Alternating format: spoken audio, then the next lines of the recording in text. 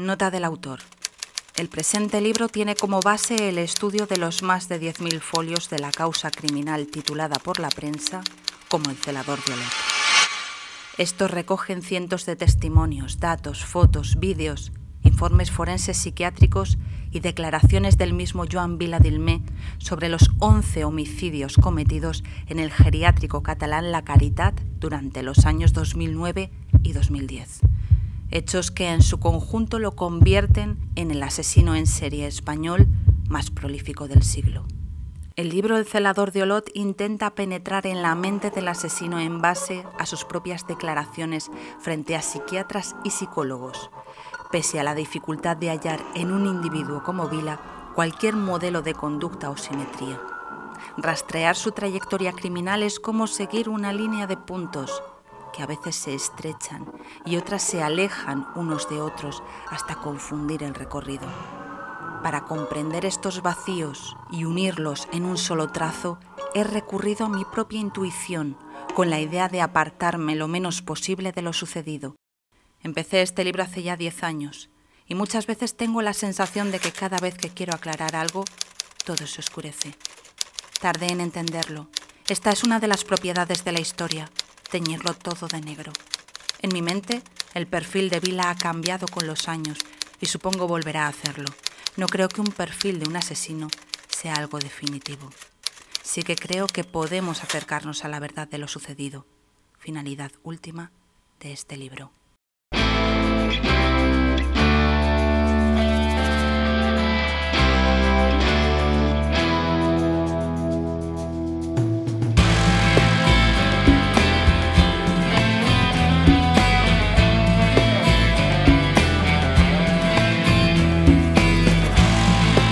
Soy Ana Vallabriga y esto es Sin Ficción, el podcast sobre crímenes reales y literatura de la editorial Al Revés.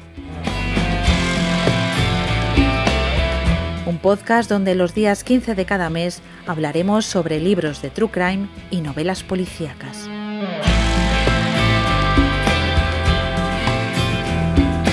Sin Ficción es la colección de libros de Al Revés que aborda crímenes reales escritos por periodistas y criminólogos. Está dirigida por la periodista y escritora Marta Robles. Tienes más información en alreveseditorial.com.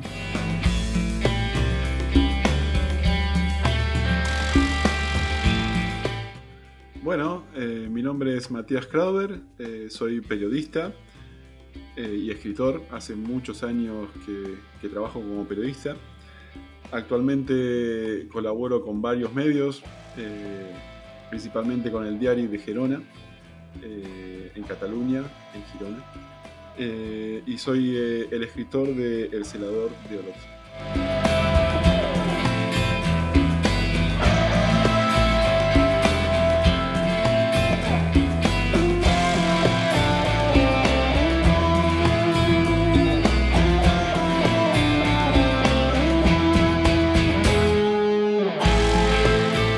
Bienvenido, Matías. Volvemos a tener un libro de la colección Sin Ficción en el podcast y lo hacemos con un caso terrible. Yo lo he pasado, realmente he leído este libro con el corazón encogido.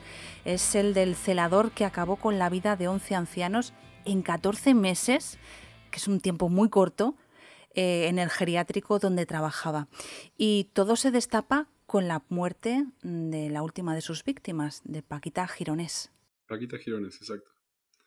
Sí, es lo que sabemos, que asesinó a 11 ancianos, porque en realidad se especuló en algún momento que hubiera asesinado a más, pero dado el tiempo que había transcurrido, el estado de los cadáveres, fue imposible certificar más.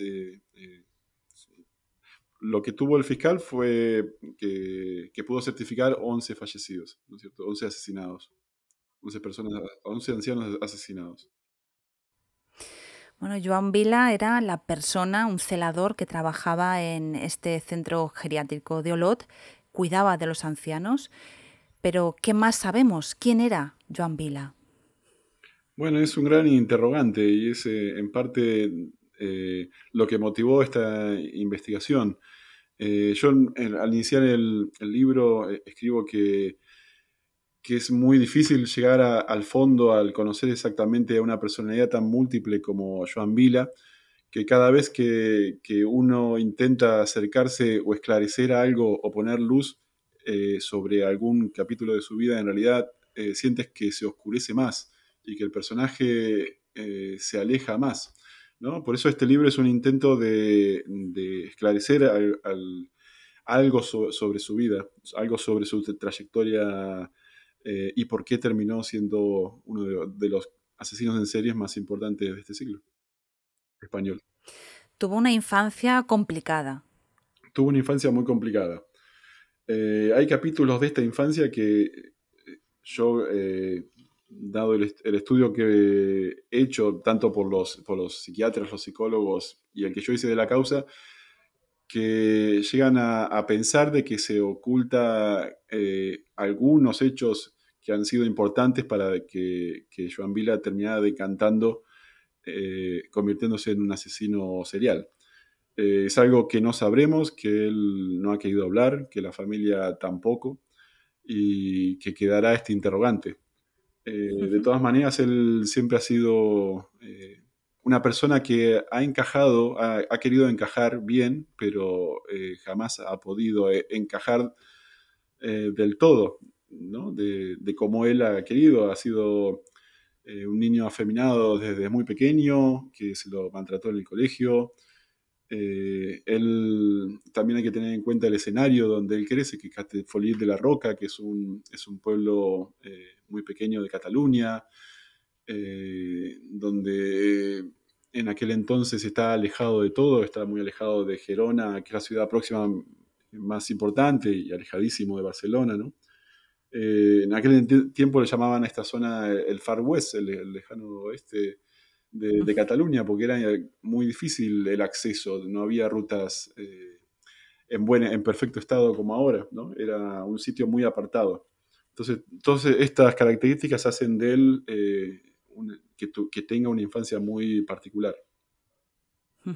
Sí, se sabe eso, ¿no? Que él pues sufrió bullying por parte de los compañeros, ¿no? Que le llamaban mariquita Ujú. o se metían con ese afeminamiento, ¿no? Podríamos decirle que tú comentas. Pero él en cuanto puede y tiene claro qué estudiar y qué hacer, él sale, ¿no? De esa zona, de su pueblo. Sí, bueno, esto de tener claro, él prueba muchísimas Ujú. cosas. Él se va comprando incluso revistas y estos libros de oficios y va viendo una cosa y siente que no encaja absolutamente con nada, ¿no? Porque él también tiene desde muy pequeño esta idea en la cabeza que tiene que encajar perfectamente con algo, que las cosas tienen que cuadrar de otra manera, ¿no? Que para él nunca llega a ser perfecto. Y esto en su vida se convierte en una obsesión y lo va empujando a diferentes empleos. Él tiene una peluquería, llega a ser celador de geriátrico después de pasar por muchas cosas, por muchos otros empleos. Sí, tampoco llega a tener tampoco una pareja estable, ¿no? No se siente Ujú. completo en ningún sentido. En ningún sentido. Él tiene una idea en la cabeza, creo yo, y él no siente que jamás se acerca a esa idea de cómo tiene que ser las cosas, ¿no? Y no llega a aceptar las medias tintas. Tiene que ser de una manera y de otra le causa frustración. Esta frustración es algo que va creciendo en él y, y que va a ser uno de los importantes desencadenantes de sus crímenes. Él tiene una especie de doble personalidad que, que va creciendo a medida que él va limitando su espacio, que se siente cada vez más frustrado, más deprimido. A la par va creciendo otra personalidad que le permite hacer cosas horribles, como es asesinar a los ancianos, pero que a la vez le da poder. Este poder le da una satisfacción grande, enorme.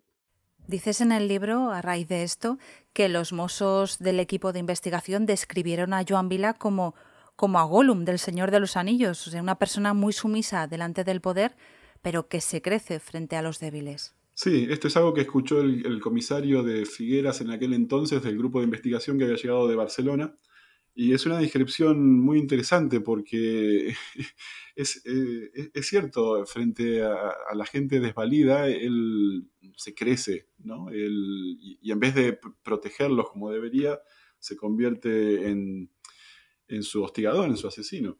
Y en cambio, frente a quien tiene autoridad, él parece muy pequeño, muy inferior. Si lo ves en los vídeos de los juicios o el vídeo de la reconstrucción de los hechos, él parece casi nada, una cosita muy pequeña que llora y pide perdón. Sí, además la voz, ¿no? Como tú lo describes muy bien en el libro, la voz que él tiene, ¿no? Sí, él hace murmuraciones, que es algo que sale en los registros de varios psiquiatras, ¿no? Él tiene murmuraciones, que es como si este personaje que se crea a la par de la frustración del otro Vila, ¿no? Hay como dos Vilas, y este otro personaje es como si quisiera hablar en esas murmuraciones. Es bastante interesante este perfil psicológico de él. Y bastante aterrador, ¿no? Tenemos que imaginar a un Vila deprimido, encogido, angustiado y frustrado frente a este otro Vila poderoso que se empieza a convertir en un ser poderoso, en un asesino. eh, es increíble estas dos personalidades tan diferentes y que convivan en la misma persona. Cuando le dio usted la lejía, estaban solos, usted y ella en la habitación. Ya le había acostado. Sí, sí, estábamos solos, pero es porque la subí y pensé, pobre Sabina, ve de vivir de esta manera. Y, pam, no, yo no pensé no, es que no pensé en ningún momento que estuviera haciendo un asesinato, nunca, nunca. Su trato con los ancianos en el día a día, la gente lo describe como muy bueno, ¿no? Era un buen celador. Sí, sí, él se preocupa, bueno, se preocupaba más que nadie por los ancianos. Él les planchaba la ropa, algo que no hacía nadie, ¿no? Les pintaba las uñas. Él, como había pasado un tiempo siendo peluquero, las peinaba a las mujeres. Es extraño, sí, es extraño que a la vez de que los cuidara de esa forma, también los asesinara como los asesinó, porque él empieza asesinando de una forma y termina asesinando de otra muy diferente, en muy pocos meses. Mm. Y vamos a verlo, pero antes seguimos con el perfil de las víctimas, ¿no? Que tú les das, en el libro le das un espacio muy importante a la historia, porque normalmente cuando hablamos de asesinos nos centramos más en los asesinos que en las víctimas. Son Ujú. casi todo mujeres las que se ha podido demostrar, pero ¿cuál era? ¿Había un perfil de víctima?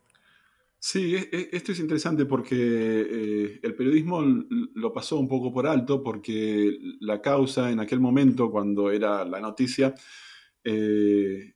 tenía cierto secreto de sumario, ¿no? No se podía todavía dar la causa a los periodistas, y cuando se abrió la causa ya no interesaba tanto, y en la causa aparecían descripciones muy buenas de quiénes fueron las víctimas, porque los gericultores en el geriátrico hacían una descripción del pasado y del presente de cada interno para poder llevar el día a día. Entonces explican el pasado de Paquita Gironesi y de los otros 10, las otras 10 personas asesinadas, y tienen un perfil parecido en algunas cosas, ¿no? Muchos son de la región, muchos han pasado o tienen recuerdos de su infancia de la guerra civil, eh, se han casado, no se han casado, y llegan al geriátrico antes o después en mejor o peor estado de salud, y lo que buscan es un sitio seguro, un sitio donde poder estar controlados y allí terminar medianamente bien sus días. Ujú. Sí, y parece que tampoco él tenía nada personal con sus víctimas, excepto con la última, con Paquita Gironés, que tú nombrabas ahora, ¿no? Ella sí le tenía cierta manía a Vila.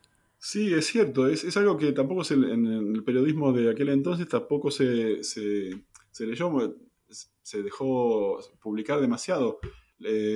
Entre Vila y Paquita Gironés había una historia conflictiva antes, porque él había intentado hacerle daño de otras formas. Por ejemplo, ella contaba, y esto aparece en los registros de los agricultores, que le había intentado quemar el sexo con agua muy caliente, que le había hecho una punzada con una aguja en una mejilla. Claro, viniendo de una persona muy anciana que la mayor parte está demenciada, esto se pasó por alto, pero cuando al final terminó como terminó la pobre Paquita Gironés, se volvió a tener en cuenta, ¿no? Que había cierta pelea entre los dos.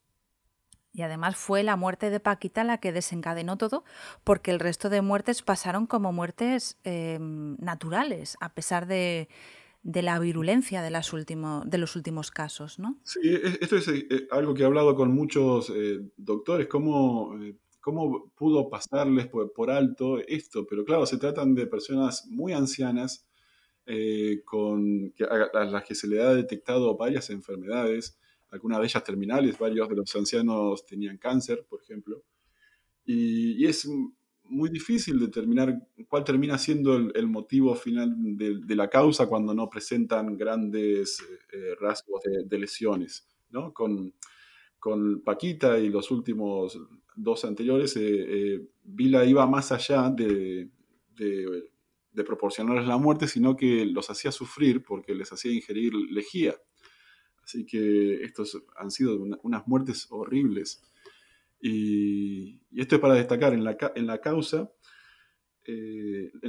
se tienen las fotografías que se hicieron de los cadáveres, muchos nichos se exhumaron, y es algo que por supuesto no se puede mostrar por respeto a las víctimas, pero es algo que llama mucho la atención y que describe bastante bien el aspecto de los cadáveres, de lo que han sufrido estas víctimas al morir, asesinadas.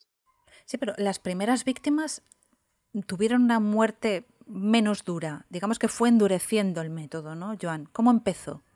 Sí, empezó con haciéndolos dormir con pastillas, con relajantes musculares, con sedantes, y fue probando varias cosas con estos sedantes, ¿no? Varias mezclas. Algunas de estas pastillas las había llegado a tomar él y sabía el poder que tenían, pero se especuló en su momento que el sufrimiento de estos ancianos también era parte de esa denotación de poder que él necesitaba, por eso les terminó haciendo sufrir tanto a los últimos. Y, y gracias a eso fue que saltó a la vista para la policía, ¿no? La causa. Sí, porque dentro del juicio, en el juicio, él se mostraba como una especie de ángel, ¿no?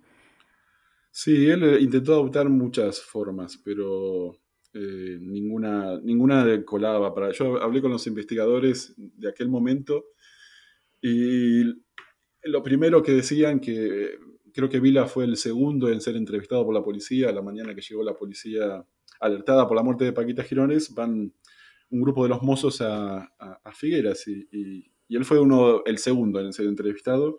Y el policía, el investigador que lo entrevistó, enseguida se dio cuenta de que algo fallaba porque que mentía Vila, porque pensaba demasiado las respuestas, porque planeaba una estrategia.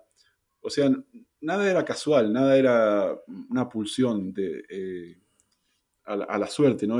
Todos los asesinatos habían sido muy planificados, planificados con minucia. Incluso cuando se comienza a destapar las cosas, él sigue planificando una escapada. Uh-huh. Los métodos cada vez son más fuertes por lo que decías, ¿no? Quería ese sufrimiento en sus víctimas, que es que les daba lejía, les daba un cóctel tremendo, ¿no? Que les abrasaba por dentro, es terrible. Pero además de eso, es que cada vez, o sea, es que en muy poco tiempo todo se fue acelerando. De hecho, la última semana, hasta que lo cogieron, asesinó a 3 mujeres. Es algo que suele suceder con los asesinos en serie. Este es un patrón común que cada vez necesitan más, que el asesinar los sacia, pero cada vez por menos tiempo. Entonces vuelven a hacerlo. Aparte, la impunidad con la que se manejaba Vila también era un factor importante en cuanto a esta impunidad, ¿no? En la que él se creía mover hasta que se destapó. El fiscal destaca la agonía que sufrieron las víctimas por ingestión de productos cáusticos y considera que Vila se aprovechó de su avanzada edad y de la confianza que tenían en él. El tribunal ha escuchado el testimonio horroroso de las últimas horas de vida de estas personas. La ingestión de esos productos causó en las víctimas una agonía atroz, causó grandes padecimientos y eso evidentemente desvirtúa cualquier alegación que pueda efectuar el acusado en relación a que lo hacía por compasión. Les causó padecimientos muchísimo más graves que los que tenían normalmente. Los abogados de las familias subrayan que el celador actuaba a escondidas a partir de las 7 de la tarde, cuando la enfermera acababa su jornada laboral. Es entonces cuando él alargaba su turno y le suministraba la combinación mortal. Lo que hacía después el acusado era el que cuidaba de limpiar a las víctimas y de vestirlas para enviarlas a la funeraria. Era el que había tomado ese rol. Las acusaciones particulares consideran que en el geriátrico se producían algunas irregularidades administrativas que propiciaron a Vila actuar sin control. De funciones en las cuales se certificaban sin antes, previamente, haber podido observar los cadáveres. Entendemos que hay una cierta negligencia desde el punto de vista de la dirección del centro. Imagino que como tampoco se sabe exactamente si la primera víctima que se ha investigado fue realmente la primera víctima, es difícil saber, ¿no?, qué es lo que desencadenó que comenzara a matar. Él tenía, en el libro indago sobre varios motivos. Él tenía cierta fascinación desde que era pequeño por la muerte. Él había visto fallecer a una tía que tenía una dolencia muy grave y él lo cuenta en los informes psiquiátricos, que la muerte de esta persona, que era muy allegada a su familia, vivía en el mismo pueblo, le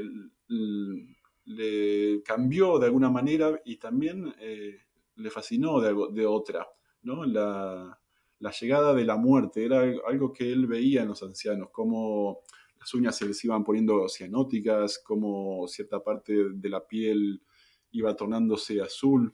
Él, creo yo, según la hipótesis de este libro, parte de la hipótesis de este libro es que tenía cierta fascinación por la muerte, aparte del placer que le producía este poder que sentía al asesinar a los ancianos. ¿Estamos ante un psicópata?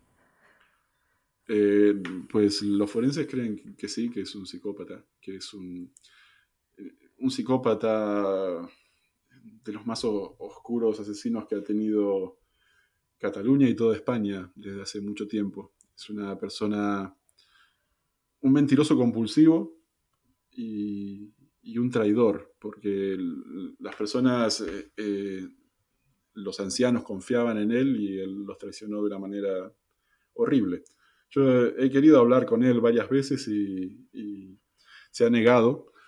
Y a futuro me interesaría saber que si llegara a leer este libro, qué piensa, pero él es un mentiroso y siempre va a salir con alguna otra mentira, ¿no? Me interesa saber qué mentira pondría para explicar este libro, pero bueno, es algo que no sé si sabremos. Bueno, de todas formas, con esto que dices de la mentira, no solo mentía a la policía y demás, es que realmente, como tú dices, mentía durante toda su vida. Según cuentas en el libro, se inventaba amigos, salidas, historias que no existían, ¿no? Sí, es esta otra faceta bastante patética de él, que mentía, que necesitaba una apariencia. Me acuerdo de algunas conversaciones reproducidas por algunos de los testimonios de una enfermera, compañera de él, que él lo llamaba a ella tarde por la noche por teléfono y para hablar de X cosa, y él se inventaba que estaba en Barcelona paseando el novio del perro, ¿no? Tenía como una fantasía, recreaba como una fantasía para los demás, pero no creo que su entorno ni le importase ni se lo creyera demasiado. Él era un personaje y era un personaje siniestro. ¿Y cómo era la relación con su familia? ¿Él era hijo único? ¿Tenía más hermanos? Es interesante esta pregunta porque no, él era hijo único, pero su madre tenía una hermana que había fallecido muy pequeña siendo bebé, y mantenían la foto esta en la casa, era una niña, y él de alguna manera se sentía como que él era la niña, ¿no? Que al ser mujer se suponía que cuidaría a futuro de sus padres. Él tiene una relación bastante estrecha con los padres, por lo que sé, los padres son muy ancianos, continúan viviendo en el pueblo, Castellfollit de la Roca, y van a visitarlo todas las semanas, por lo que sé. Y es una relación que aún se mantiene, y él siempre ha tenido un respeto bastante importante por los padres, pese a lo que se ha convertido. ¿Tuvieron mucho trabajo los mozos para atraparle? Bueno, el trabajo de los mozos fue complicado, pero como te comentaba anteriormente, el investigador, él me dijo, ¿no?, al hablar con él, que ellos están muy acostumbrados a entrevistas con todo tipo de delincuentes, y enseguida se dieron cuenta de que Vila ocultaba algo y que no podía ser, y al acceder luego a los vídeos, donde los vídeos lo enseñan, ¿no?, con una jeringa, dirigiéndose por el pasillo hacia la habitación de Paquita Gironés, y luego depositando esta jeringa en uno de los lavabos. Estaba bastante cuadrado bastante el caso. Lo que lo tuvieron complicado fue el juez y el fiscal, porque tenían la certeza de que no había sido solo un caso, entonces tenían que demostrar todos los otros casos que habían ocurrido. Fue una tarea complicada, una investigación muy importante. ¿Cuál fue la condena? Bueno, a ver, a Joan Vila lo han condenado a 127 años por encontrarse culpable de 11 asesinatos.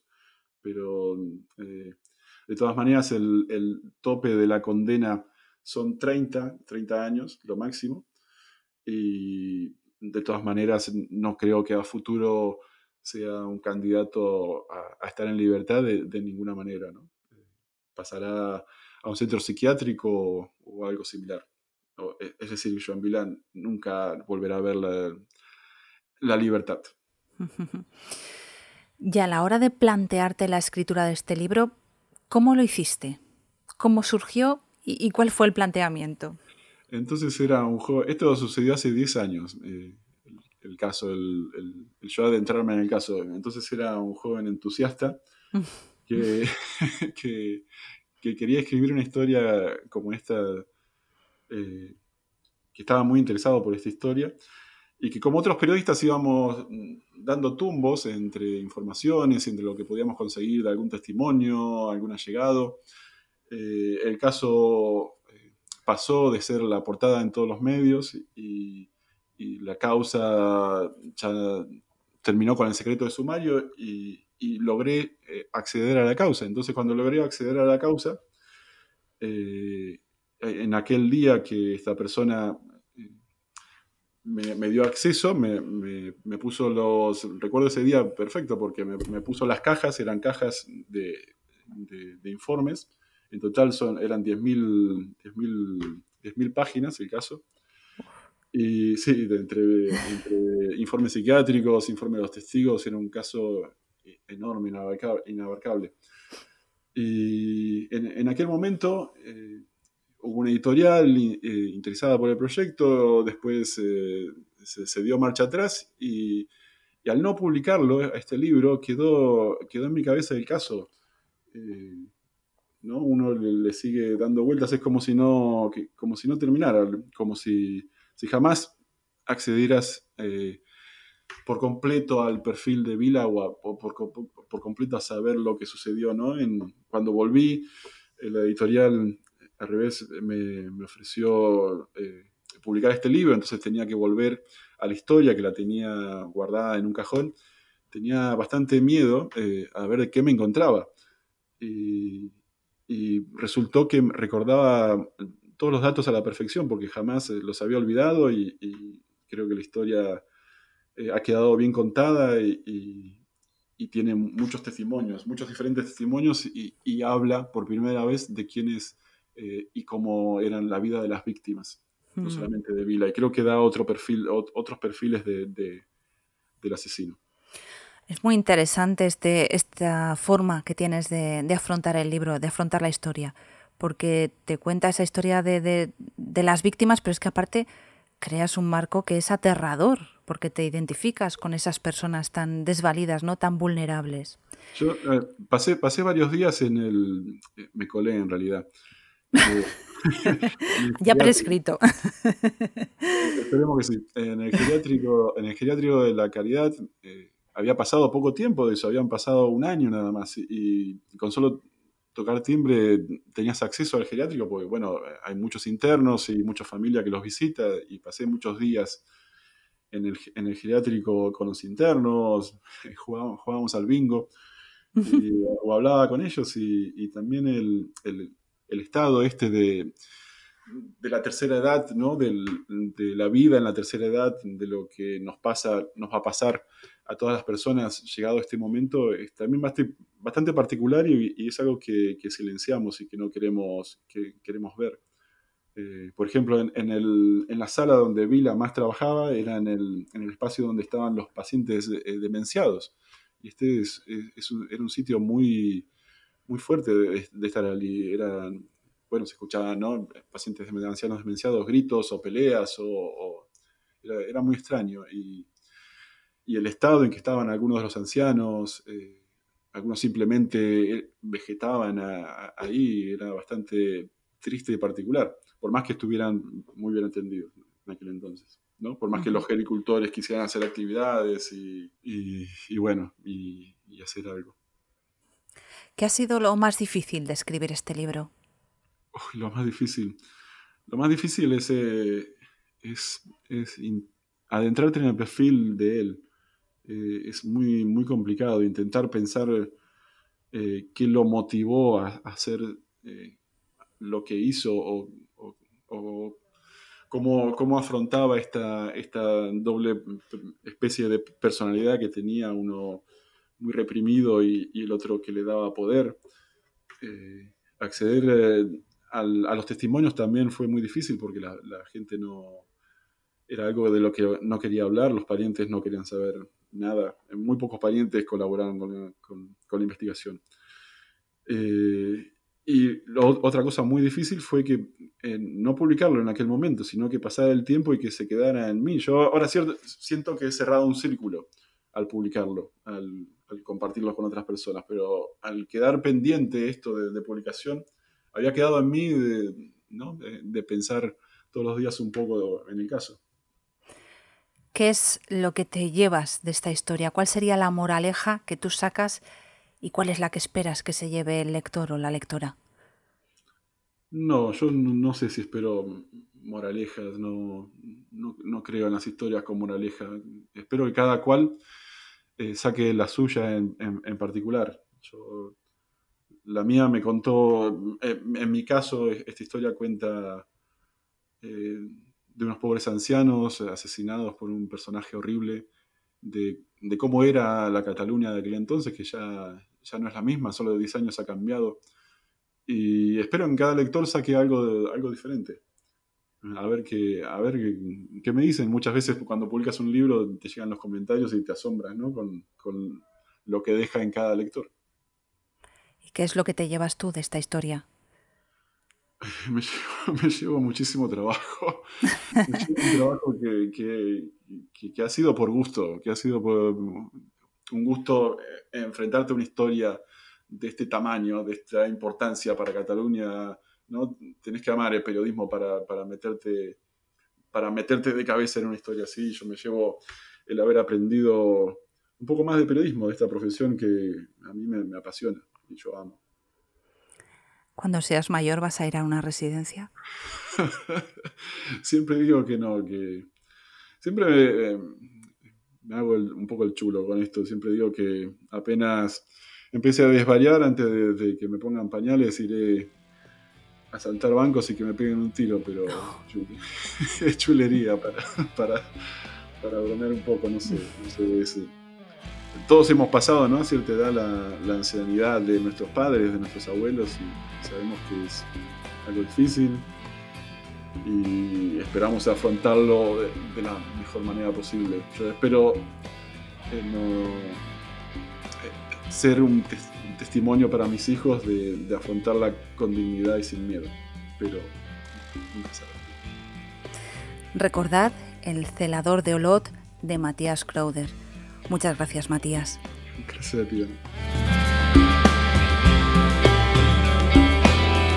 Los audios que hemos escuchado corresponden al programa de informe semanal Celador de Olot, asesino por compasión, emitido en junio de 2013. Si no quieres perderte ningún episodio, suscríbete al podcast. Y si el capítulo te ha gustado, sería estupendo que nos regales unas estrellas o le des a me gusta. Ya sabes que estaremos de nuevo contigo el día 15 del próximo mes. Gracias por escucharnos y por leernos.